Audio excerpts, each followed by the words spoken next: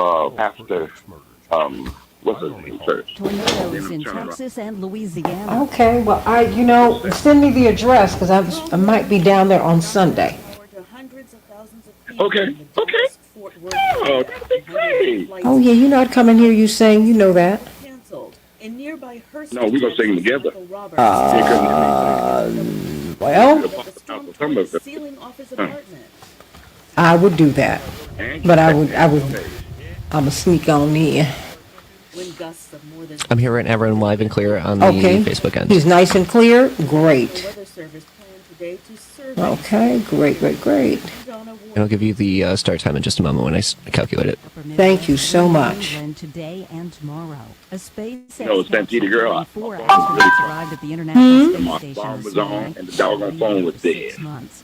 Oh, honey, look, Using the we U.S. just we going kept we after kept on Chinese going, companies, several of them Mm-hmm. with limits on access to U.S. and technology, on security or human that is how we had to do it because I didn't know didn't know what was going on. in a popular shopping Yeah. district. But I'm glad you're here this morning, so that it's all worked out.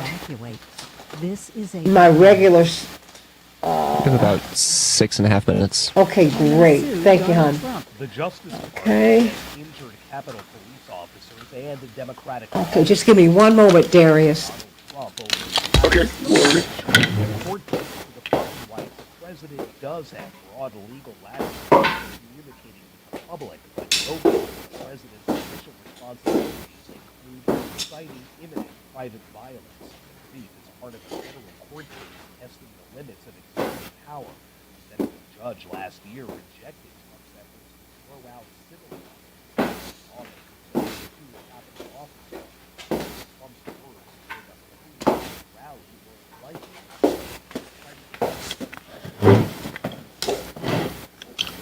Okay. All right, all right. And I'm Rita Folo. Okay. News. This is 8:20 a.m. WCPT Willow Springs and streaming worldwide at WCPT820.com. We are Chicago's progressive talk, where facts matter. Hey everybody. Hey, Robert. 20 weather update. Hi, Daryl. Carol. Storm warning is in effect for portions of our area through And up there in L.A. areas of And rain, Jewel up there in New York. with And Mark here in temperatures Chicago. mid to upper 30s. Tonight, mainly cloudy. Chance of seeing some light snow early on. But extend to an Okay. possible low near 29. High of 43 on Saturday. Occasional sun. Saturday night, clear to partly cloudy, low near 30. Occasional sun on Sunday, high of 46. That's your latest Chicago weather update. Right now, 36. Have you heard? Affordable healthcare is better than ever. And right now there are more carriers and plans to choose from. If you're between 18 and 64 years old with a household income of $25,000 or less, this message is for you. Right now the government's Affordable Care Act is available for individual and family health coverage plans with little or no cost to you. Don't gamble with your health. Call Healthcare for All at 800-337-9047. That's 800-337-9047. If you have ever thought about remodeling your bathroom but were worried it would take too long or cost too much, then stop worrying. Right now, Jacuzzi Bath Remodel has designed a collection of high-quality custom products and perfected the one-day remodeling experience so you can enjoy your new bathroom faster than ever before. It's a worry-free bath remodel from the most trusted brand name in the business, Jacuzzi. A jacuzzi bath system fits in your existing tub. Eric, how you doing? Installation with an amazing Mark, factory Shirley $5,000 from beautiful and a Philadelphia. lifetime warranty. Call Oh, boy. 800-826-9895. That's 800-826-9895 right now and get 50% off installations with no interest and no payments for 12 months.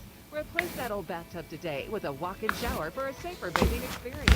If you have lived in your home for over 15 years, it's time to remodel your bathroom. For a virtual or in-home appointment, call 800-826-9895. That's 800-826-9895. 800-826-9895.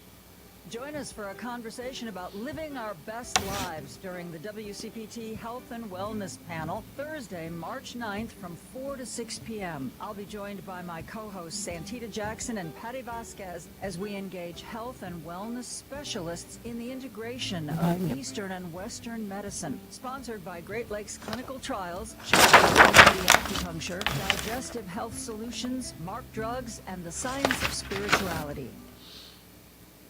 WCPT 820, Chicago's progressive talk, where facts matter. We got about 3 minutes. Thank you.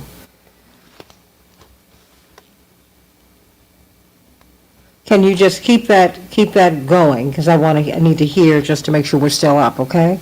Yeah. Is this better volume?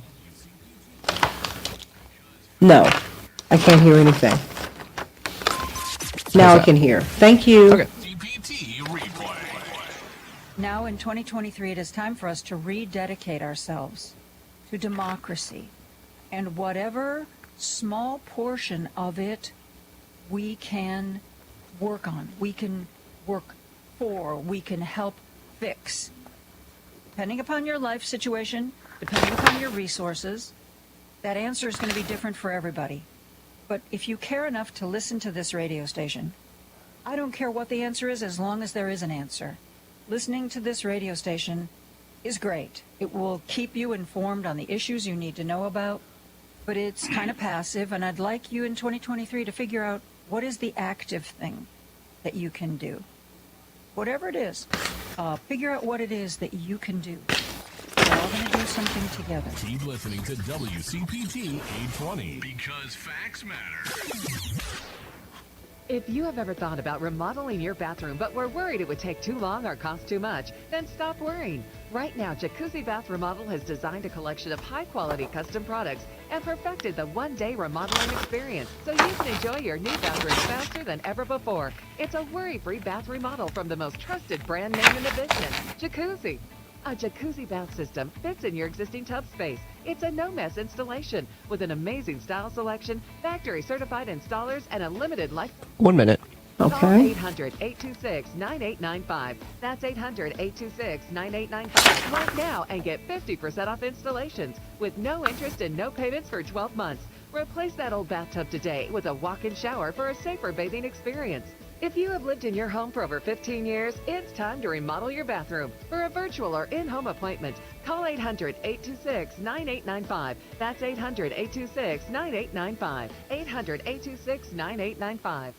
Join us for a conversation about living our best lives during the WCPT Health and Wellness 30 seconds. Thursday, Okay. March 9th from 4 to 6 p.m. I'll be joined by my co-hosts Santita Jackson and Patty Vasquez as we engage health and wellness specialists in the integration of Eastern and Western medicine. Sponsored by Great Lakes Clinical Trials, Chicago Community Acupuncture, Digestive Health Solutions, Mark Drugs, and the Science of Spirituality.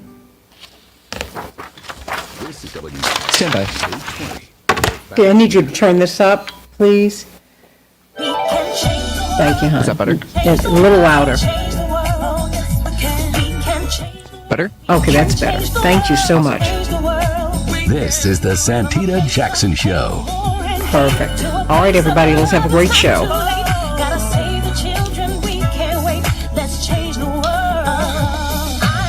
Hey, everybody, welcome to the Santita Jackson Show. Getting a little feedback right now. We're going to work that out. It is Friday, March 3rd, 2023. And we're going to have a snowstorm here in Chicago today. Not in Minneapolis, St. Paul, but here. So everybody, please take care. In Chicago, we'll have a high of 38 degrees. There will be snow. And we'll see how much we're going to get, see how much of it's going to stick. 38 degrees in Minneapolis, St. Paul. I'm coming to you from WCPT 820, the nation's largest progressive talk radio station, and AM 950 Radio, the voice of progressive Minnesota. And please go to WCPT820.com and AM950Radio.com if you want to stream. And then meet my morning stars on the Santita Jackson and Friends page on Facebook and on the Santita Jackson Show YouTube channel. We've got a lot to talk about today. We're going to be continuing this discussion on education. So many of you wanted to talk about it. As we talk about crime, and we'll be talking about that, as we look at the issues driving the Chicago mayoral race. Education is something, it's like the big elephant in the room. No one really wants to talk about it, but you've got two educators running to be mayor, right? The former CEO of the Chicago Public Schools and a union leader. So we're going to be talking about that today.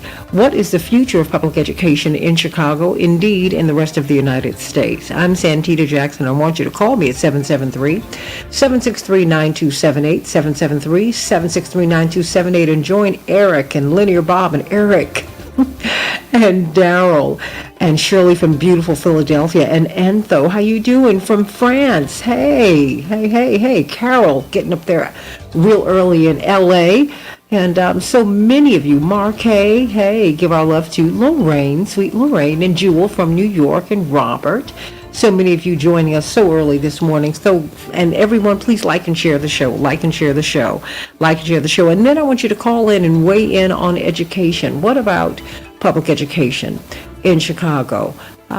Should we have more privatization of public schools, or should we try to really work on building or rebuilding our neighborhood schools? Let's talk about that on the Santita Jackson Show. In the NBA, everybody, the Suns will be playing the Bulls, and the Timberwolves will be playing the Lakers. That is tonight. In the NHL, the Stars 5, Chicago 2, and the Wild 2, and the Canucks 1, everybody.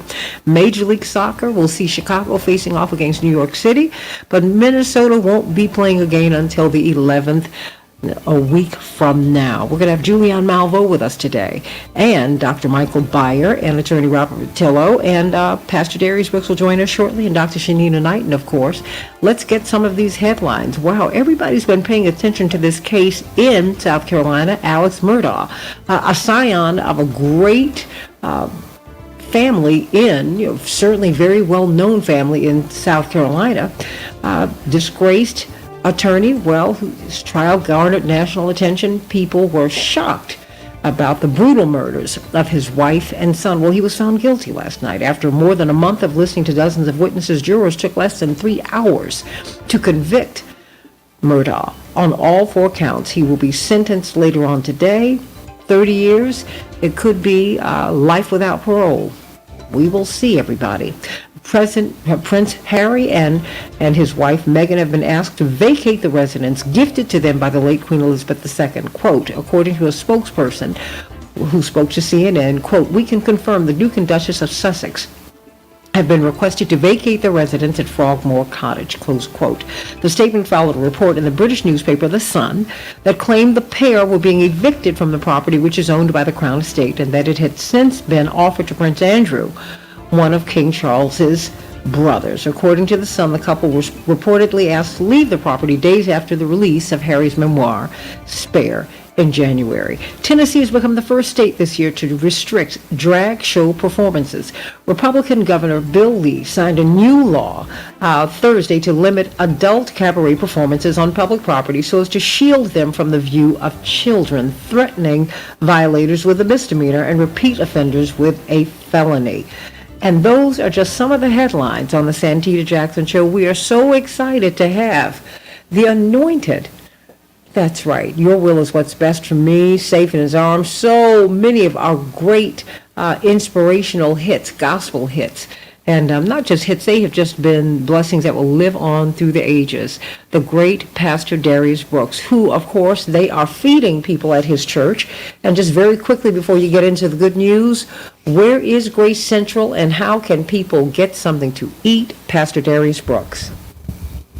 Good morning, Santita, Great Central Church, 10216 South Kitchener Street, Westchester, Illinois. That's right off of 290 and Manheim. We serve from 5 till 7 every Tuesday, and on Wednesdays for seniors, because we don't want them out in the evening, we serve from noon till 2, and that's every week.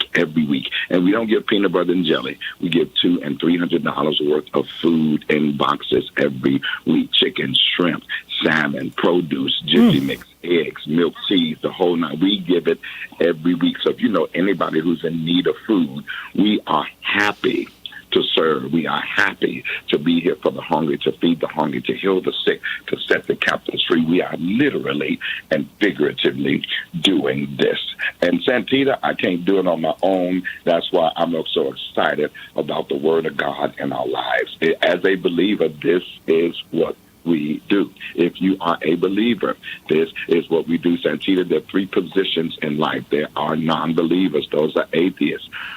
They are justified to believe what they want. They do not believe in God. They have a position. Santita, there are non-believers, which is a person who believes God but won't do what he says. Even with the intellect and the money that we have, they believe God, but they won't literally or figuratively do what they said. And Santita, then we have the believer. Come hell or high water, this is what I do. I have a covenant with God. I'm not in a relationship with God. In relationship, sometimes you feel like a nut and sometimes you don't. But when you're in a covenant with God, God has a covenant with us. He's not in a relationship with us. God is going to do what he says no matter what in our lives. We have to create this covenant with him, which just takes me to Philippians 4:12 through 13. Darius often tell Grace Central the Word of God is a mirror. It's not a window. It's a mirror. I do it for me, whether somebody else do it or not. It has changed my life forever. So Darius, yes, God, Philippians 4:12 through 13. I know both how to abase and I know how to abound everywhere in all things. I am instructed both to be full and to be hungry, both to abound and to suffer need. I'm going someplace with this, Santita. Philippians 4:13 says, I can do all things through Christ that strengthens me. Santita, if I had the use for a thought this morning, I'd tell somebody that under the sound of my voice, God's promises are not necessarily what you think you want, but they are getting through things. God's promises are not necessarily always what you want. The strength of utilizing God's word is getting through things. Santita, to a believer, is an intimate and growing covenant.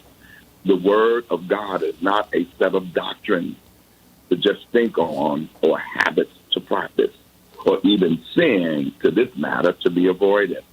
But every activity of God's commands is intended to enhance his love covenant with the believer. God gave us a prayer, and prayer is for direction. And he gave us prayer so we could have conversation with him on how to do this stuff. But often we distort this conversation, saying prayers and hurrying off without ever understanding or comprehending his word for direction, which is his desire for us to be directed no matter what.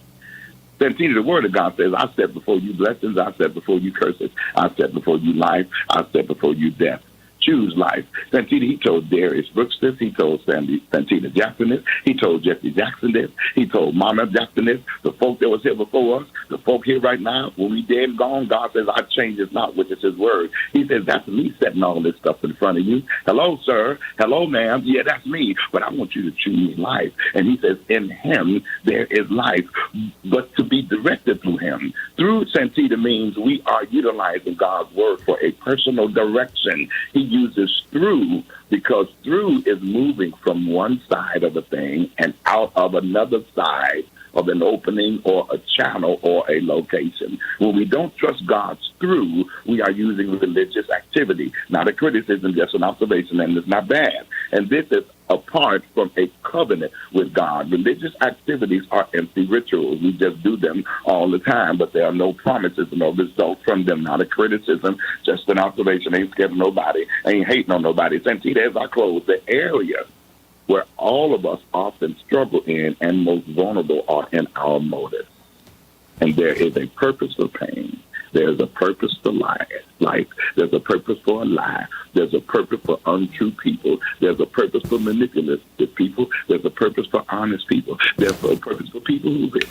There's a purpose for people who poor. And as I go on to a close and getting to that mature place, and it's not just what we do no matter what, but it's how we get through things. The world operates in what they see. God's believer or the believer lives by revelation. Believers arrange their lives based on direction from the Word of God, with a covenant to utilize Him through everything they deal with. The only way for you to know God's will is for Him to reveal to you this secret word through that you will never discover on your own. When you hear through God's word, you have an immediate agenda for your life, and that's obedience. As the writer would say of Proverbs, as I observe, happy is he who keeps my law. Hey, whatever you're dealing with, put your big girl panties on and put your big boy drawers on, and know that no matter what's going on, you can get through anything. I can do all things through Christ that strengthens me. Amen. And give a shout out to Eric Finkelstein, because guess what? He has been giving you amens and hallelujahs straight through this, along with Robert Williams. That's right. And Eric said he loves my will. So you got to give him some special love today. Absolutely. Send Eric some love, and Robert and everybody. We love Pastor Darius Brooks. Very quickly before I pivot over to Dr. Shanina Knighton, your church, how can we worship with you on Sunday? How can we get food during the week? During the week, every Tuesday from 5 till 7, and every Wednesday for the seniors, noon till 2. Grace Central Church, 10216 South Kitchener Street, Westchester, Illinois. It's also GraceCentral.net, GraceCentral.net. If you get lost, just go to DariusBrooks.com. The Tommy's Reunion, Darius Brooks, and Grace Central Church are all under there. Every Tuesday from 5 till 7, and every Wednesday at noon till 2 for seniors, we are serving the community and feeding them big time. No, anybody come get fed physically and spiritually at Grace Central Church. I'm a living witness. Love you, Pastor Darius Brooks. Have a safe trip. Get on out of here safely. Give my love to the First Lady and to the First Young Lady. Love you so much. We have got Dr. Shanita Knighton, infection prevention specialist. Indeed, infection preventionist, and she is a registered nurse, PhD, so qualified, and we do not take for granted the fact that we have this brilliant woman, this brilliant researcher, this brilliant research scientist with us every day. You know, I have a question for you, because the World Health Organization we're now beginning to hear about something that, quite frankly, prior to my meeting you, I'd never heard about, infection prevention. I mean, as a particular field of study, as a particular field of practice. And the World Health Organization is scaling up implementation of infection prevention in Iraq, in their hospitals specifically. But we see that some of our hospitals in the United States have infection problems, including some of the most prominent ones here in our area. How can a hospital have an infection problem, Dr. Knighton?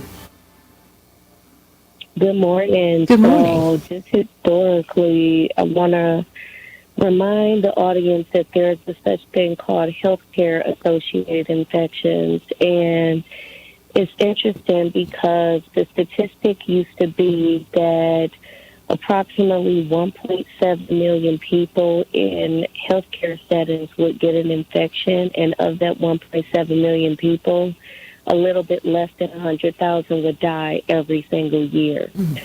So that equates to essentially a 275 passenger plane that crashes every day when we think about some individuals that would be put in that situation. When we talk about healthcare-associated infections, and this is not to get political, the landscape changed, Santita, in 2008. And what occurred was legislation passed, and what it said for CMS patients, so Center for Medicare and Medicaid patients, was that if a patient went to the hospital and they got, let's say, a pressure ulcer, or they ended up with a catheter-associated urinary tract infection or a central line bloodstream infection, that the cost would be eaten up by the hospital, meaning that insurance would not be responsible for that. HAI, speaking of like healthcare associated infection, can run anywhere between $28,000 to $128,000 on average. And some of that sometimes can equate to be more, because we're talking about going to the hospital with one thing and expecting another. Sadly, our system was so focused on COVID-19 that in many hospital facilities within the United States, their healthcare associated infection numbers, which were improving prior to the pandemic, are now worse than ever. There's many factors that go into that. The one being that you don't have consistent staff that breathe, that let's say breathe and live the culture of the actual healthcare facility or healthcare system that they work for, because there is a lot of travel staff, which means that if people are coming and going, you don't have a way to really hold anybody accountable. You also have another factor of being, during COVID-19, a lot of the quality metrics that people would have to report were suspended because we were considered to be up under emergency conditions.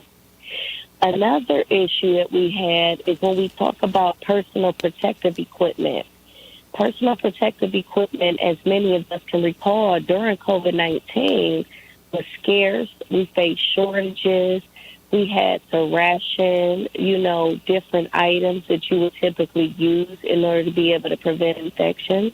And it was unheard of that you would have to use a mask over and over and over again, and that you would use that mask on multiple patients opposed to having to use that mask per patient, specifically thinking about N95. So when we look at these types of situations and we say that World Health Organization or other entities are scaling up infection prevention and control in other places, we still have these same issues here. And I'm just speaking of healthcare associated infections, and I have not even tipped the surface when we talk about community-acquired infections, and that means that there are illnesses that happen within communities. And I know I won't get into too much detail, but when we talk about, let's say, hygiene poverty, and we talk about, let's say, mold and mildew that might be, within somebody's living environment, someone that has unclean or standing water that may carry fungus or bacteria, these are things that occur within the United States. So it doesn't take us to go far in order for this to occur. When we think about places with well water or, that have unclean, let's say, unclean running water or unfiltered water, what does that do? And so when you mention infections in the U.S., and I won't speak on, like, let's say, Dr. Gibbs' story, but with her mission-driven passion of epidemiology, she talks about one of her parents being ill because they ended up acquiring an infection, and that being the thing that ended up taking them from the world. Mm-hmm. It happens many times to a lot of individuals, but it's something that we don't talk about as much as we should. And so when I emphasize things in my science, Santita, such as patient hand hygiene, which is the patient's ability to be able to clean their hands because patients' hands acquire germs too, it is to help to decrease their risk for infection when they may be vulnerable to a healthcare worker that doesn't clean their hands appropriately, to a medical device that doesn't get cleaned appropriately, to an instrument that may have had a recall on it, and so many other instances that can happen that will put them at risk for illness, even though they're going to the hospital to be treated for something else. Everybody, please take care of yourself and wash those hands. Oh, my gosh. Hey, Dr. Nina, at HEYDRNINA. You need to follow her on social media because I tell you, you're going to be reminded, you're going to be informed, you're going to be inspired. Sending you much love today, Dr. Shanina Knighton. Let's talk about education. Let's talk about education, everybody. It's like the big elephant in the room. We have two educators. More and more educators are getting involved in the political space, but two educators. One of them will become the mayor of Chicago. Will it be the person who really pushes for the expansion and the bolstering of public education, or will it be for someone who is into more of the corporate model, privatizing it? What do you think, and what do you want more than that? 773-763-9278. Back with more of the Santita Jackson Show in just a few minutes.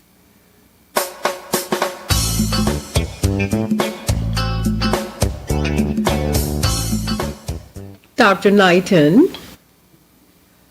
Good morning. Good morning. You know, I've got to speak this morning for Dr. Uphold. For the black media. Oh, you do? Yeah. I'm like, why'd y'all ask me? But you know what, it's been 3 years for COVID, and now what's next? And I said, you know why they asked the expert? No, I'm not an expert, but I'm going to give them my take on it. Where is health care, y'all? That's what I want to know. Right? But you know what? I think the biggest thing is to be able to, I know I've learned a lot. And when I say I've learned a lot from you, we are on the radio, every day, if not almost every day. And you often say, no, I know it sounds redundant, but people need to hear this again. I know that this needs to be said this way. I need to ask this question in this particular manner. And sometimes for myself, I'm like, oh, my gosh, I probably sound like a broken record. But you being an expert and knowing that it takes more than one time, in order for something to be said, and the fact that you have to paraphrase and change things around, that showed me something different when it's like, oh, well, I already said it, move on to the next thing. Opposed to being able to just really kind of drill down in that space. And so, it's interesting. Well, it's a virtual classroom. It's a classroom over the airwaves. It's a little different. And it's just like preaching. A preacher is never, ever done because, becoming a better human being is a lifelong project and beyond. And telling people, sharing these, really informing people about our health, it's something you have to do all the time. You can't just say it one time. The pop quiz is when you get sick, and by that time, sometimes it can be too late. You don't want that, right?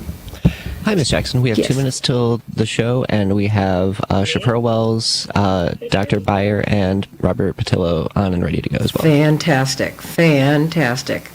But, we'll stay right here. We're talking about education, Dr. Knighton.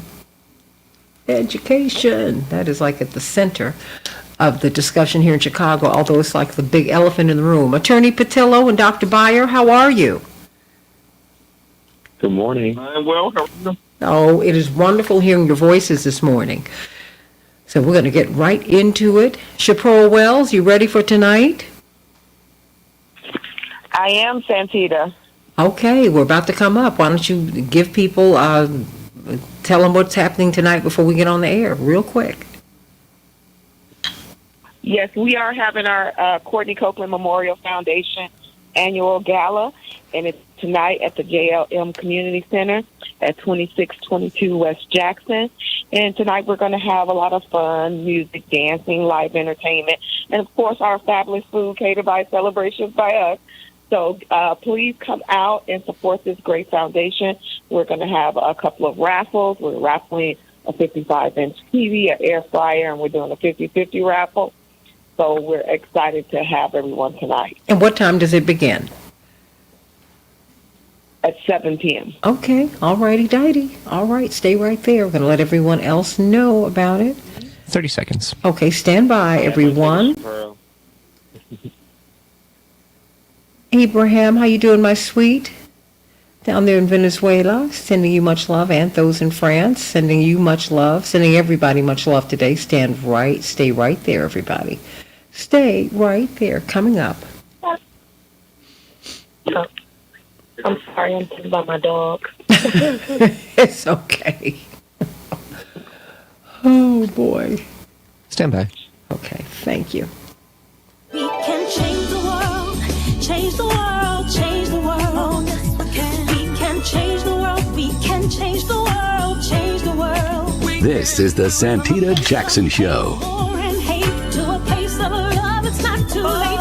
Gotta save the children, we can't wait. Let's change the world. I am green. Hey everybody, welcome to the Santita Jackson Show. We are in the throes of the election. Okay, we have the prime. Well, it was the election this week, but no one came up with 50% plus one vote. So now we have got a runoff between Paul Vallis, the former CEO of Chicago's public schools, and former CTU organizer and leader and former history teacher and in the Chicago public schools, Cook County Commissioner Brandon Johnson. Who's going to win? Well, Chicago should win. Who has the best plan for Chicago?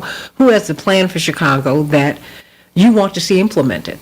You know, and at the end of the day, what do you want? What do you want our public schools to look like? Do you want them to obey the corporate model, or do you want it to be more of a populist model where, you know, the neighborhood schools had vibrancy? What do you think? Or should we just really move toward the test and getting and just really pushing that kind of academic achievement? What about vocational education? We have a lot to talk about today. And how has it been working out for us? Call us at 773-763-9278. And is there some kind of intersectionality between losing 50 schools and the rise in crime? Think about that, everybody. I think that there is, because when you cut off people's options, their life options, it is diminishing to people. And people participate in crime because they have been diminished. Let's talk about this, everybody, at 773-763-9278, 773-763-9278. Before we bring on Dr. Michael Byer and attorney Robert Patillo, we have got Chapearl the Pearl. I'm going to make you like Earl Monroe from back in the day, the basketball player. You've got a big event tonight, of course, honoring the life of your son, Courtney Copeland, but really helping so many young people get to college. What's going on tonight, Chapearl? Even in the snowstorm. Yes, we will be having the show, snow or not. So please come out and support the Courtney Copeland Memorial Foundation Gala. It's tonight at the JLM Community Center, 2622 West Jackson. It starts at 7 p.m. Tonight we'll be having live entertainment as well as also some great food and fun, and we'll be raffling a 55-inch TV, an air fryer, and also a 50-50 raffle. So come out and have a great time. You won't be disappointed, and you'll be helping a great cause, which is helping to put our kids in college. So please help and support us at www.copelandmemorial.com. Thank you so much, Santita. And the address again? It's 2622 West Jackson, and that's the JLM Community Center. Okay.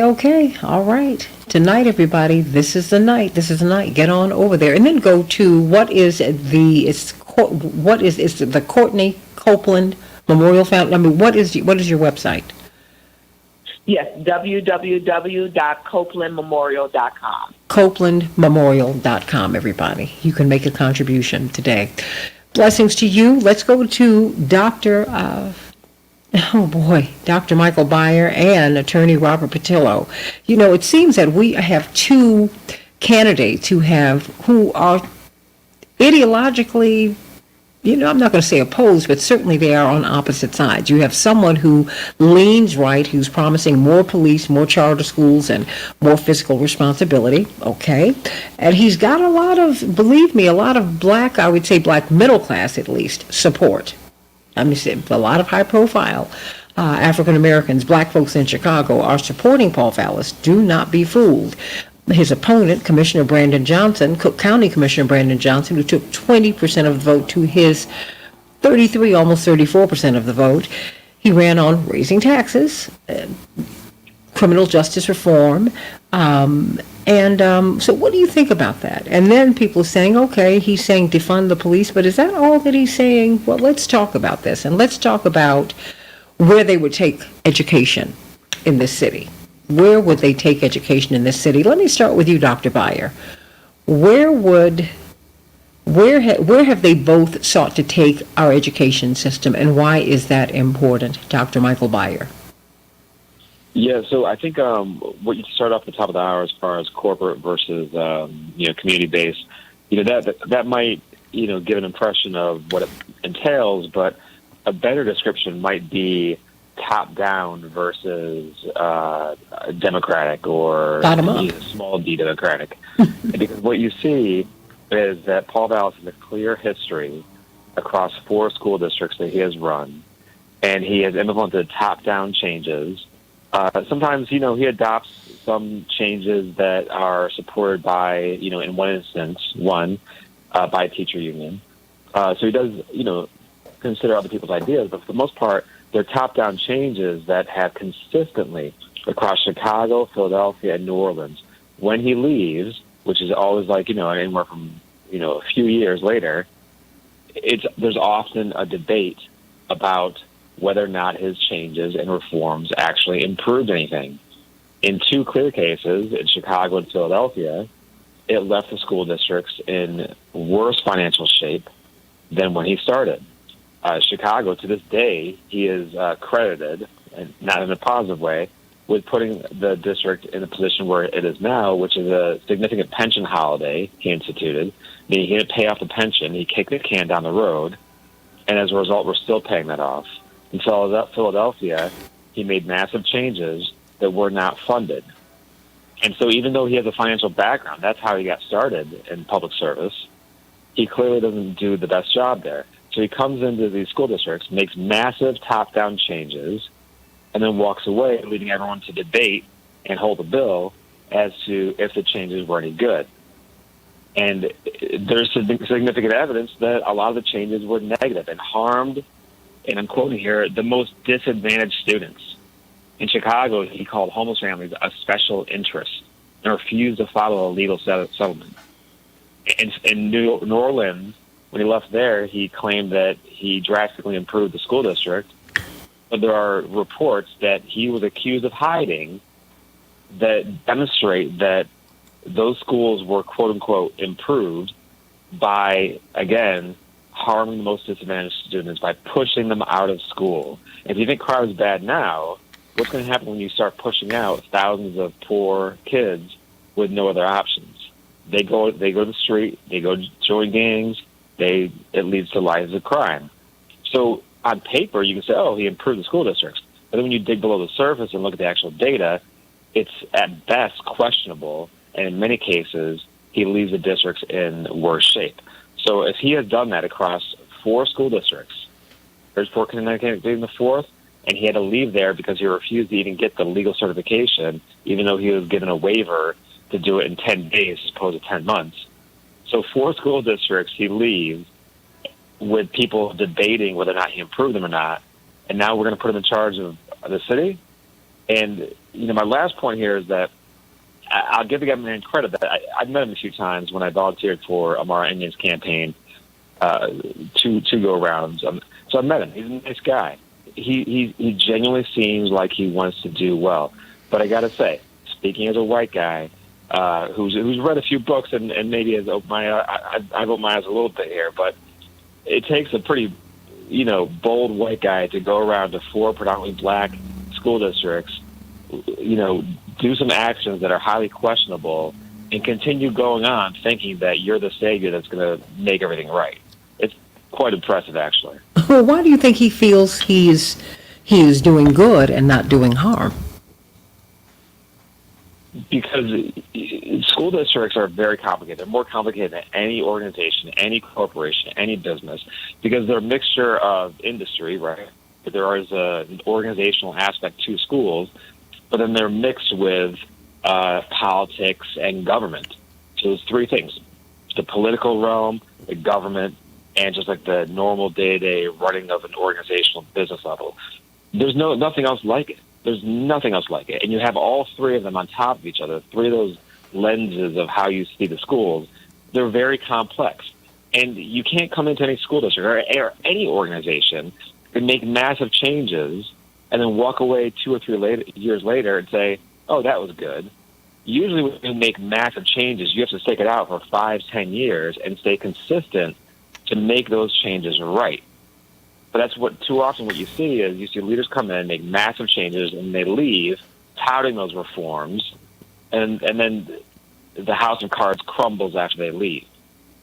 And so a lot of the changes he made, they look good, they might feel good, but there are too many silver bullets in education. Everyone thinks they have the silver bullet for improving education. He makes a lot of people happy by choosing some silver bullets over others.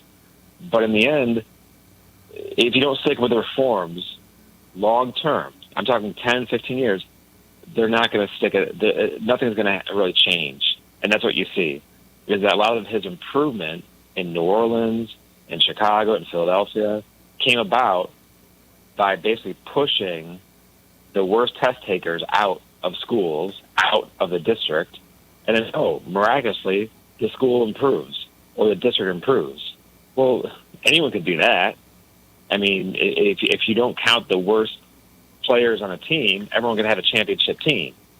That's not an improvement strategy. And that's not good for a city because you end up with a whole bunch of kids on the street. It seems like that is where we could be going in that direction, but you have the power to change that, everybody. What do you think? Call us at 773-763-9278, 773-763 WCPT. What about a system that cherry picks?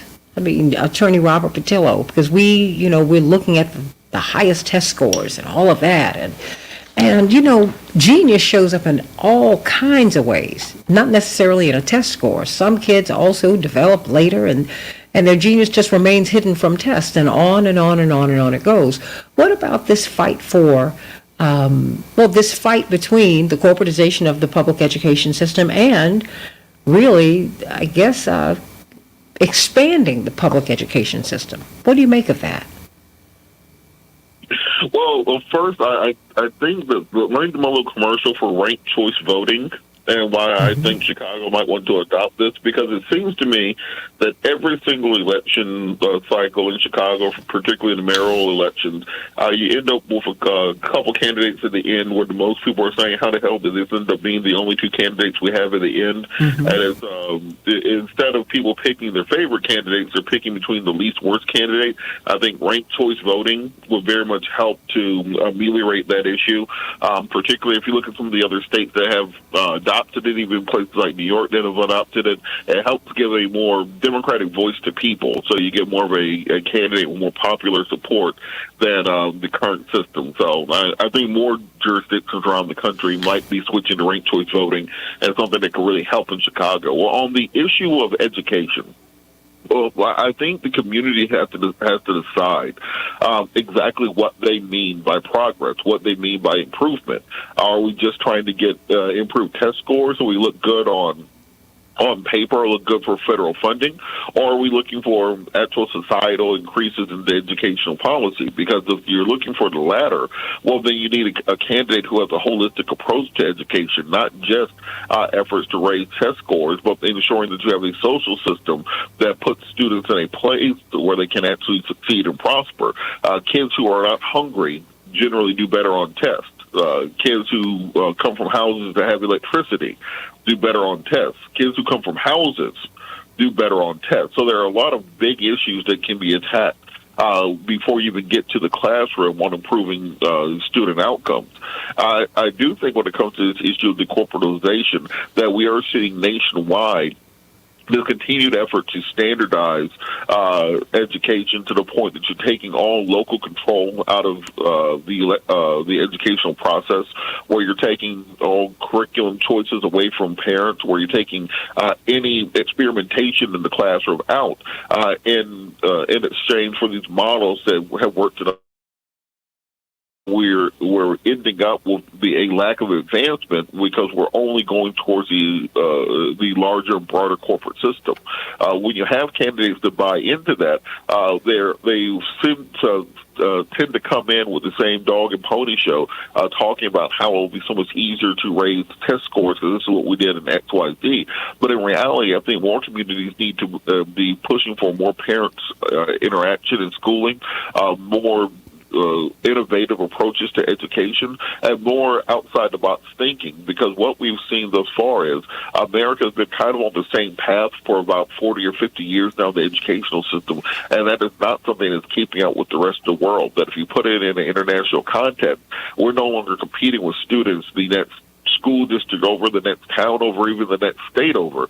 We're competing. This generation of students are competing with people in Mumbai, in Shanghai, in Taiwan, and Lagos. And if we're not preparing them for that, we will lose our position to hegemonic power. And when we start thinking about it from that perspective, I think that's where you start moving away from that corporate model and start looking at new rubrics that are more effective.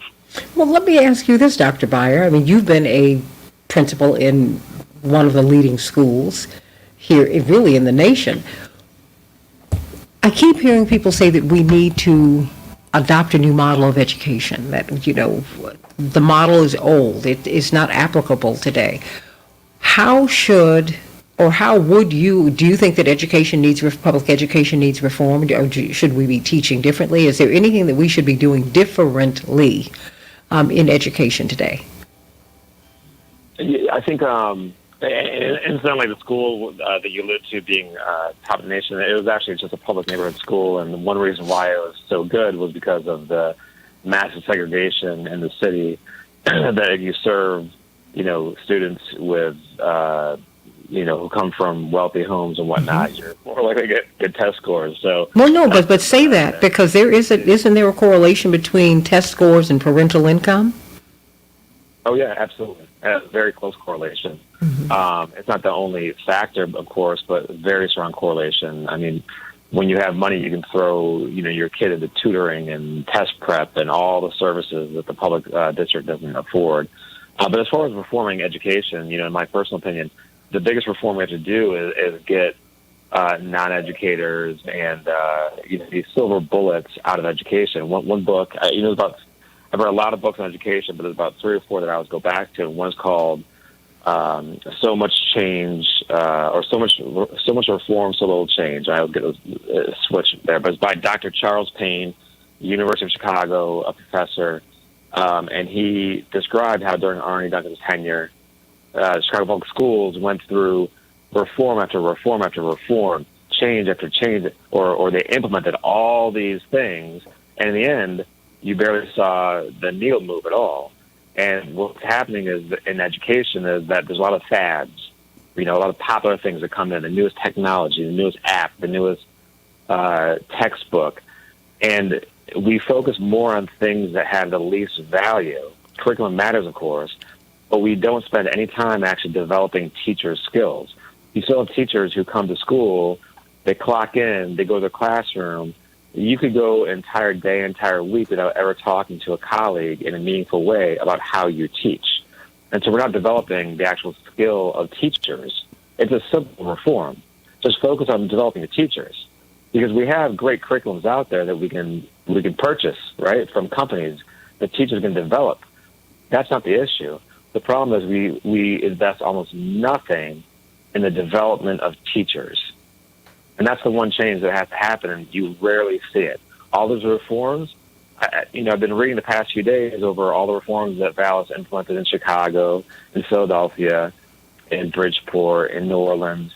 None of them talked about developing the actual skills of teachers. And you look at any other profession, right? Any other profession, any other industry, they invest heavily in developing their workforce. In the corporate world, there's a whole movement now to reskill people, to upskill people, to change the adapting workforce. And you see none of it. In public schools in Chicago and elsewhere, you get maybe, if you're lucky, one professional development day a month, and most of that is spent doing paperwork that has little to no meaning.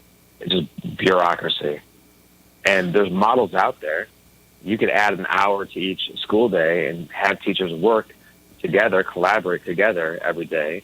You'd probably have to pay them for it. Sorry, but it's an investment that would pay massive, massive dividends. You'd actually see a significant improvement across the board, all schools, all children, if we actually focused on improving the skill set of teachers. What do you make of that, Robert Patillo? No one talks about that. We're always looking at the students. We're looking at everyone but those who do the teaching, Robert Patillo.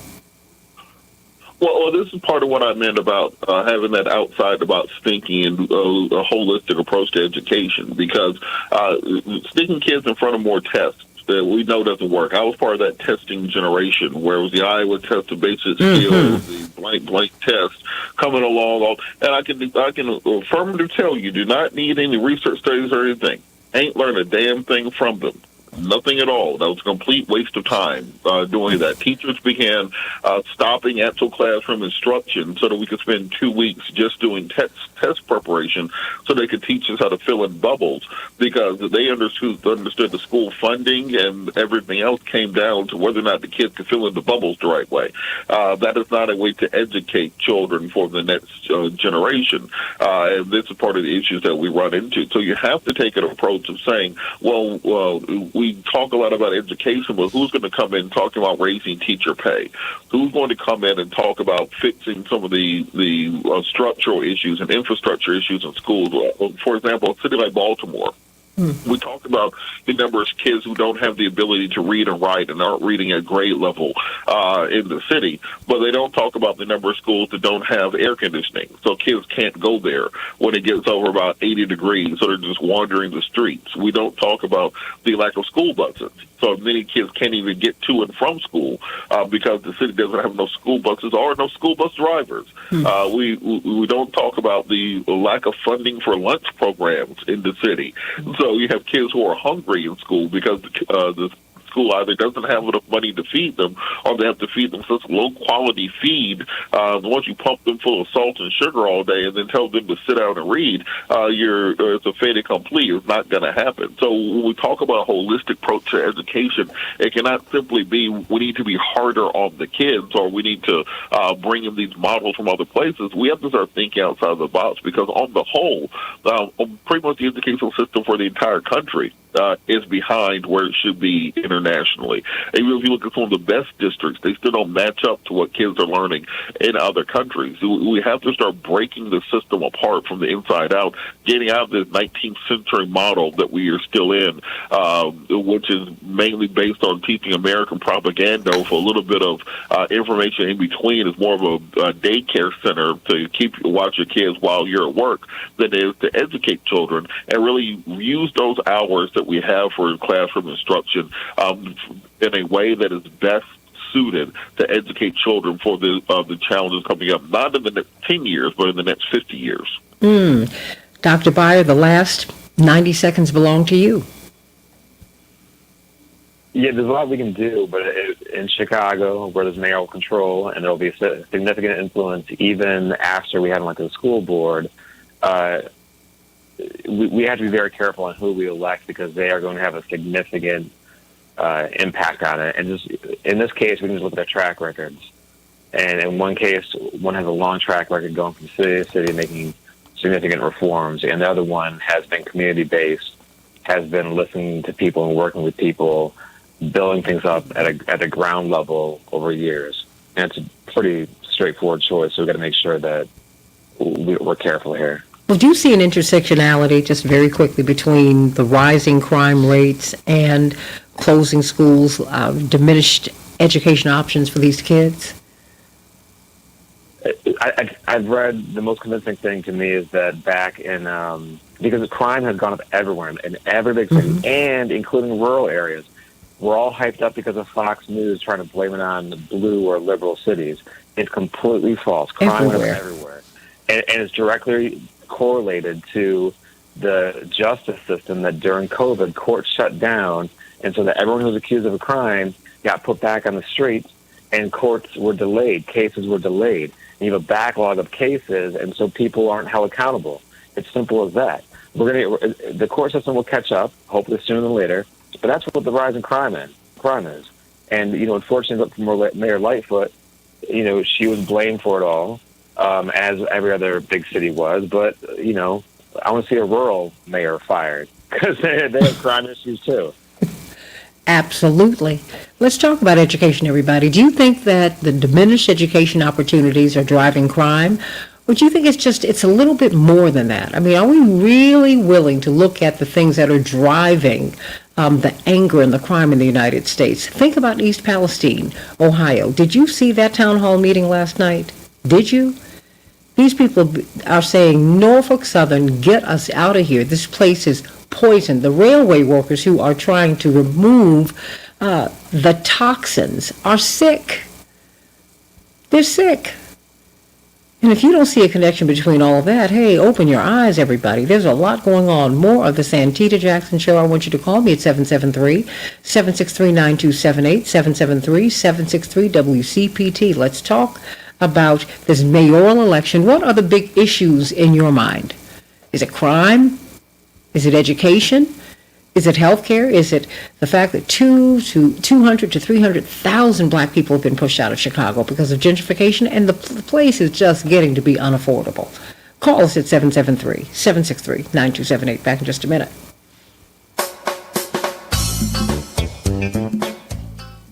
Thank you so much, Dr. Byer, really. Well, thank you for having me on. It's always an honor. Always. I wish I could be on every morning. Oh, look, I'm like, oh, I know. He's like, oh, you want me back? Yes. No, I sure enjoy it. We enjoy you. We enjoy you. Well, we've got Dr. Malveaux, and so one time, I can't wait for you all to be on together, because boy, oh boy, you all pack a wallop. But she's going to be on with Attorney Robert Patillo. This ought to be exciting. But blessings to you, Dr. Byer. Thank you so much for all that you are and all that you do. Thank you, ma'am. Thank you. Blessings to you. Everybody call me at 773-763-9278, 773-763-9278, because, Robert, to me, it's like we need more schools, not fewer schools. And we need more schools to, it's just, it's like, wait a minute. When you have cancer, you do not need cold medicine. Americans are becoming increasingly, we're not able to compete on this international stage. All you have to do is go to college and see who's coming over here. Absolutely, and if I saw the analysis saying that the average freshman in college here has about the same educational attainment as a freshman in high school in India, because we spend so much of the instructional time that we have on complete nonsense that has nothing to do with things that are going to promote us going forward. Every student probably educated in America in the last 50 years can tell you, well, in 1492, Columbus sailed the ocean blue, or little nursery rhymes like that. Meanwhile, these kids in Nigeria are learning STEM education in elementary school. They're learning computer programming on cell phones. They're learning how to write code before they get out of primary school. So we really want to keep up. We need to start making a conceptualization in this country where we start tying educational spending to military spending, because military spending is always going to go up no matter what.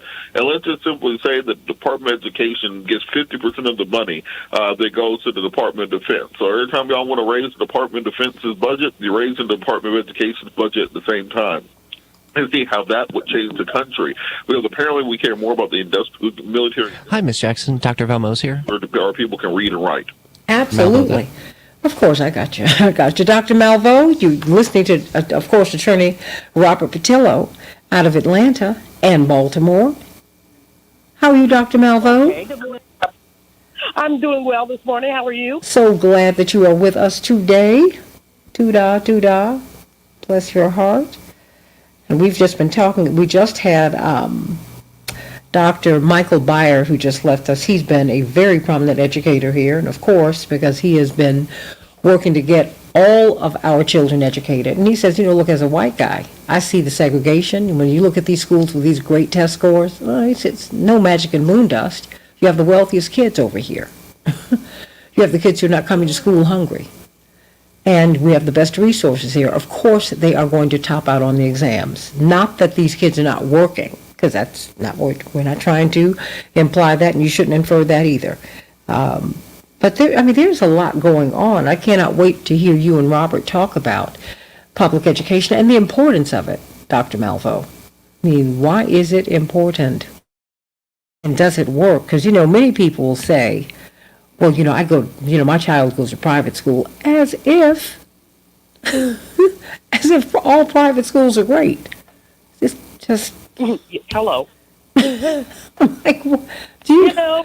Oh, no, I mean, I had a friend actually tell me when we were kids, well, I'm at Catholic school, so, my C is your A. I'm like, what? No, I know what I did on these Iowa test scores. I don't think so. What are you talking about? If you're a C student, you're a C student. I mean, I'm not mad at you. I'm just saying, it's just the thinking. And the thinking that's really keeping us away from improving this system and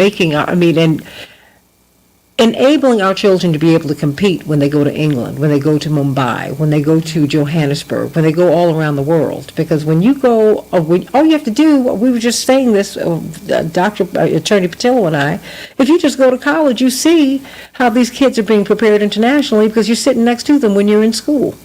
Whether you're at a predominantly white institution or an historically black one. They are over here. Dr. Malvo, do you remember when they had to sue, Howard students had to sue to make sure that you would have at least half of the classes in the medical and dental schools populated by African Americans? Yeah. You remember that? I do. I absolutely do. Oh, yeah. The education piece is just such a huge piece that we refuse to get our hands around, because when we get our hands around education, we also deal with issues of class and poverty, and actually our nation's future. As you said, when you look at students who have nearly twice the number of in-person hours in school that our kids do. I mean, you look at some of the you don't even have to go to look at the Asian countries. I mean, that's an easy, they're doing a lot more. But you can go over to the UK. You can look at, other places and just see more days in school, more hours in school. We still are on this agrarian model of you have the summer off because that was farm time. Well, who's farming these days? No one. But you still have this model where in most schools, some have modernized a little bit. So they have different kinds of terms. But really, kids need to be in school, I won't say 24/7, but certainly at least 200 days a year, and most schools in the United States is 180. Look, I agree. I absolutely agree. Everybody's sending you their love today, Dr. Malvo, Jewel, hey, Robert Williams, sending you their love. How can we hear you on the radio? I've got about 10 seconds. Dr. Malvo. 89.3 FM on Monday mornings at 9 a.m. Eastern. 9 a.m. Eastern, everybody. That's right. 8 a.m. So I'll be off the air, y'all. So let's hop on over to see and be with Dr. Malvo. Are you on Facebook? I am. I hardly ever go on there, but I am on there. Julianne Malvo. I need to be on there more frequently. You got to get on there. People need to see you. And Jewel says she loves you, Dr. Malvo. She's giving you 100 hearts. We can change the world, change the world, change the world. We can change the world, we can change the world, change the world. This is the Santita Jackson Show. War and hate to a place of love, it's not too late. Gotta save the children, we can't wait. Let's change the world.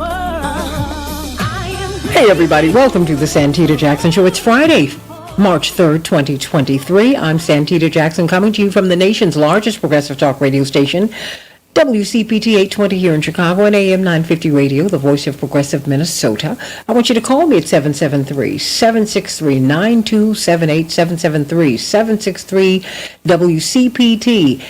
We're talking about crime, of course. That has been at the center of at least the corporate media shaping of the conversation for this mayoral election and the elections all around the country.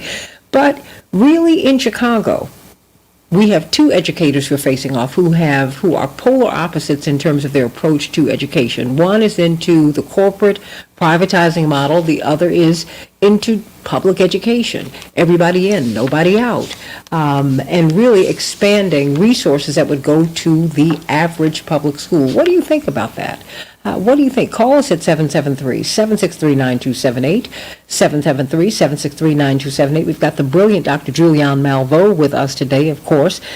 MIT, PhD, economist, absolutely the president emeritus of Bennett College for Women, and she is now the dean of Ethnic Studies at Cal State Los Angeles. So excited to have her. And of course, attorney Robert Patillo, host of his own show on WAOK.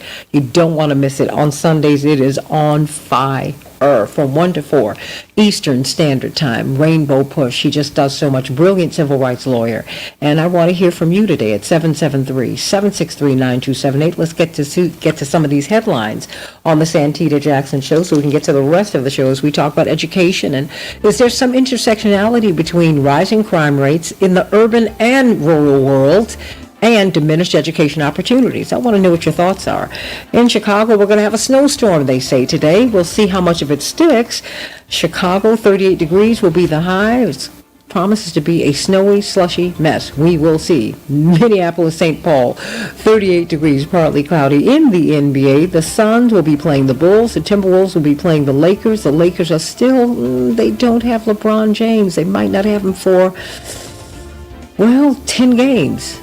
And then they have 9 more games. They're really trying to get into the playoffs. So we'll see how all of this works out with the highest scoring NBA player in history having just eclipsed Kareem Abdul-Jabbar. In the NHL, the Stars 5, Chicago 2, the Wild 2, the Canucks 1, and Major League Soccer, the Chicago team will be playing New York City, and Minneapolis United. Not till the 11th. You get a little bit of rest, everybody. We have been riveted by this trial down in South Carolina, in my father's home state.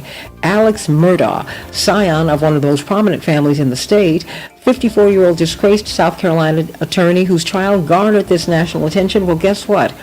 He was found guilty of murdering his wife and son, his son in a horrific way. When he was shot, apparently his brain blew out of his head. Who could believe that?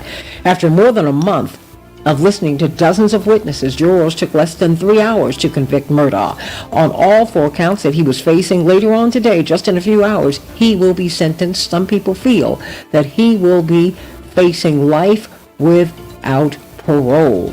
Prince Harry and Meghan have been asked to vacate the residence gifted to them by the late Queen Elizabeth II. According to a spokesperson who spoke with CNN, quote, "We can confirm the Duke and Duchess of Sussex have been requested to vacate their residence at Frogmore College," close quote. The statement followed a report in the British newspaper The Sun that claimed that the pair were being evicted from the property, which is owned by the Crown Estate, and that it had since been offered to Prince Andrew, one of King Charles III's brothers. And Tennessee has become the first state this year to restrict drag show performances. Republican Governor Bill Lee, according to the CNN report, signed a bill into law to limit adult cabaret performances on public property so as to shield them from the view of children. President Biden will sign a Republican-authored resolution repealing criminal justice reform approved by D.C. government leaders. Remember, D.C. is a district, and they have to go before Congress. The Congress can check D.C. They do not have full agency as American citizens. It's a terrible thing. They were decreasing the maximum sentence for carjacking from 40 years, which is equivalent to a second-degree murder charge, to 24 years. And Republicans have said no, no, no, no, no. And those are just some of the headlines. In the meantime, we have been talking about what? Financial freedom. And Fannie Mae and Freddie Mac want to turn the numbers around and incentivize first-time home buyers. And they're working with Team Hochberg to do it. If you are a first-time home buyer, that is, if you have not owned a home within the past 3 years, you need to call Team Hochberg, your trusted local lender, because they found that only 26% of the first-time home buyers last year, there was just 26% of home buyers last year were first-time home buyers, down from 34% the year before, and the numbers continue to drop, everybody. Well, Fannie Mae and Freddie Mac want to turn these numbers around, and guess what? This program could change at any moment, at any time, so you need to get involved, everybody. They are going to incentivize your home ownership by offering substantially lower rates. If you are in the Chicago area, you need to earn less than $5,700 a year. And you cannot have owned a home within the past 3 years. You cannot have owned a home within the past 3 years. And so I want you to call Team Hochberg at 855-56-DAVID, 855-56-DAVID, so you can get in on this program. Go to 56david.com, 56david.com, so you can find out what the program is about. If you want to pass on generational wealth to your children, to your grandchildren, and on and on and on, get a house. And this can help you to do it. This can help you to do it. And they will help you to do it at Team Hochberg, 855-56-DAVID, 855-56-DAVID, or go to 56david.com so you can read all about it. Let's talk about public education. Indeed, the Chicago mayoral election. The question for some people is, which way Chicago? You have two mayoral candidates who are both from the education space. The former CEO of Chicago Public Schools, not superintendent, because remember, we moved to a corporatized model, Paul Vallis, and then a former Chicago Public School teacher and a Chicago Teachers Union organizer and leader, Cook County Commissioner Brandon Johnson. Who will it be, everybody? Paul Vallis got nearly 34% of the vote in a 9-person field, and Brandon Johnson got 20% of the vote in a 9-person field. And at least 6 of 7 candidates got 36% of the vote. So look, it could be anybody's race. Although it's very interesting, Dr. Julianne Malveaux, as we are, of course, joined by attorney Robert Patillo, economist, dean of ethnic studies at Cal State Los Angeles, president emeritus of the great Bennett College for Women. It's very interesting that we've got these two educators. We have Tony Evers, who's the governor of Wisconsin. He became very involved in the political process, as we've been watching really the corporate overtaking of our public school system. And a lot of educators have said, enough. I've got to get involved in this political process. What do you make of what you're seeing here in Chicago and around the country, quite frankly? Because remember, we sent someone who was a privatizer to Washington, Arnie Duncan. This is not the first time we've dealt with this, Dr. Malveaux. Well, the Chicago mayor's race has been fascinating. You've got someone backed by the police union on one hand and someone backed by the teachers union on the other. So there's going to be a lot of union money in this race in terms of organizing, in terms of ads, all of that. The unions will be involved. The question becomes, what do you value more? Public safety, so-called public safety, because it's not always safe, or education? And that's kind of a stark choice, but Vallis has said, he wants to hire more police officers. He wants more street policing. We know where that has led in many black communities. At the same time, I am a senior citizen. I deny it, but I am. And I was talking to a bunch of other sisters about my age, and they were talking about their fear of crime in the streets. One friend had her purse literally snatched in downtown L.A. Some guy came out running and snatched her purse, and she's like, her thing was, what do we do about that? Where are the police? Why do we have so few officers who are dedicated to safety? But I'll tell you, Santita. Has it been the blue flu since George Floyd? Let's keep it real. Yeah, there has been, and they're sort of like saying, okay, you all don't like us, well, we're going to be gone. And many police officers are doing that. But the flip side, if I were voting in Chicago, I'd vote for Brandon Johnson in a minute. I'd work on his campaign. I think he's a very promising, very brilliant, very focused teacher and organizer. And I think I've been with him on your dad's show in the past. He's very, very good. Now, it's always the mayor themselves is not the issue. It's who they surround themselves with. Because the mayor can't do everything. So who will his appointees be? Who will his deputy mayor be? Who will his advisors be? Those are important issues and questions. And some of that will emerge during the camp of this last, I guess it's a month we have, until this actual election takes place. In this month, hopefully in some of the debates, some of those questions will come up. And I expect that Brandon will pick highly seasoned educators to help him with the work he's doing, but also highly seasoned public servants who look at other aspects. And I would, if I were he, I would find a decent okay, a decent public safety person, maybe a former police officer, to help him wade through the morass that has become public safety in Chicago. And not just Chicago, everywhere. We're all talking about crime is up. It's not just up in Chicago. It's up all over the country. And indeed, in Chicago, Santita, as you know, crime is down. Crime is actually down from a year ago.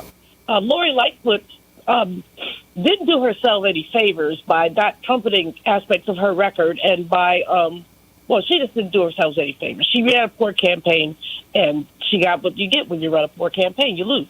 And that's unfortunate. But at the same time, this gives Chicago a chance to move ahead and in a different direction. And Vallis is not a different direction. He will be a retread, moving back. So I'm intrigued by politics, as you know.